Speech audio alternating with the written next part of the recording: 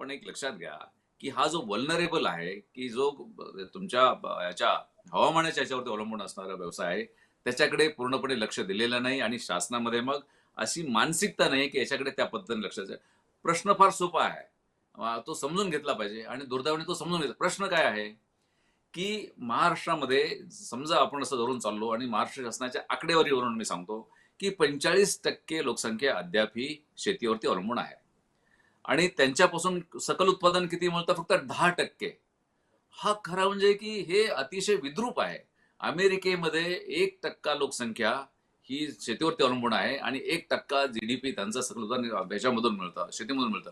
म्हणजे जितकं तुमचं सकल उत्पादन मिळतं तेवढीच शेतीवरती तुमची लोकसंख्या अवलंबून आहे. महाराष्ट्रात आणि देशात हे कधी होणार आहे?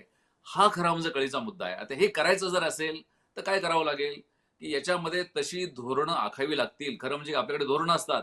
पण ही योजना ना ती योजना पण मूळ मुद्द्याला कोणी हात घालतोय का? की यांचं जर तुम्हाला हे 45% खरं म्हणजे की सकल उत्पादन सुद्धा 45% आलं पाहिजे त्याच्यामध्ये किंवा शेतीवरचं अवलंबित्व कमी करून ते 10% लोकांच्या इतकंच आलं पाहिजे. हा इतका सोपा त्याच्यामध्ये दिसणारा मार्ग दिसतो, पण ते कसं करायचं?